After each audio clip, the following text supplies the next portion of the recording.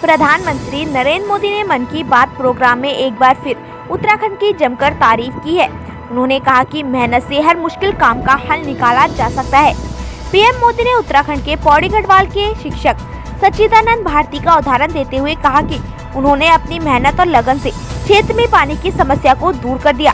कहा कि क्षेत्र में ग्रामीण पहले पानी की समस्या से बहुत ही ज्यादा परेशान थे, लेकिन आज भारती जी की मेहनत की बदौलत गांव और आसपास के क्षेत्रों में साल भर पानी की सप्लाई हो रही है।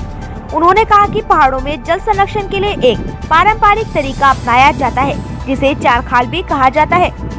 उन्होंने बताया कि पारंपरिक चारखाल तरीके में पानी के लिए गड्ढा खोदा जाता है। मोदी ने कहा कि चारखाल तरीके का इस्तेमाल करते हुए नवीनतम तकनीक को भी जोड़ा गया, जिससे पानी के संकट से निजात मिल पाई।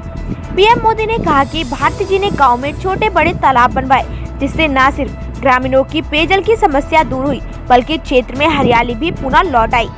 मोदी ने भारती जी की जमकर तारीफ करते हुए कहा कि भारती जी ने जल संरक्षण और पेयजल की समस्या को दूर करने के लिए अब तक 30,000 जल तलाइयां बनाई हैं। उन्होंने बागेश्वर जिले के जगदीश कुनियाल का उदाहरण दिया था।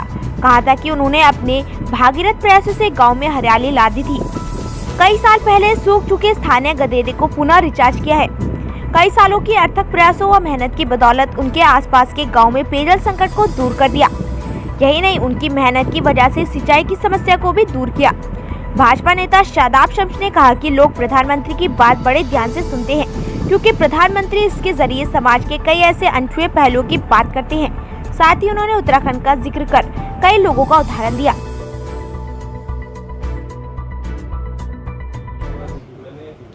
देखिए, आज माननीय प्रधानमंत्री मोदी जी की मन की बात का कार्यक्रम था, जिसे देश बड़ी ईमानदारी के साथ बड़े प्यार से सुनता है और ये कोशिश करता है कि हम देश के प्रधानमंत्री की भावनाओं को समझ सकें।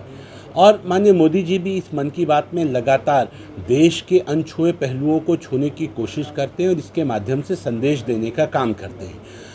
मुझे लगता है कि जिस प्रकार आपने बताया, आज देश के प्रधानमंत्री ने स्पोर्ट्समैन स्पिरिट के बारे में बताया कि हमारा जो स्पोर्ट्समैन हैं वो बाहर ओलंपिक्स के लिए जा रहे हैं, तो मुझे लगता है कि उसके साथ साथ उन्होंने उत्तराखंड का जिक्र किया। उत्तराखंड में भारती जी का जिक्र किया, जिन्होंने 30,000 से अधिक जल को रोकने के लिए कुछ झीलों का निर्माण कराने का कार्य किया है। किस तरह से उनका कि पहाड़ का पानी और पहाड़ की जवानी पहाड़ के काम आ सके, उस दिशा में उन्होंने एक मजबूत पहल की है।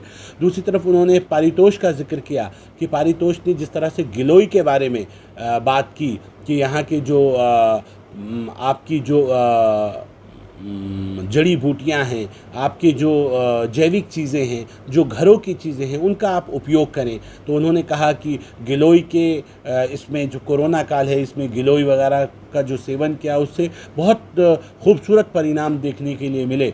और उन्होंने कि हमारे पास जो नेचर से हमें प्राप्त हुआ है चीज़ें, हम उसके ज़्यादा से ज़्यादा नेचर के करीब आ सकें और नेचर के हम सब लोगों को करीब रहना चाहिए, उस दिशा में भी उन्होंने बात की है।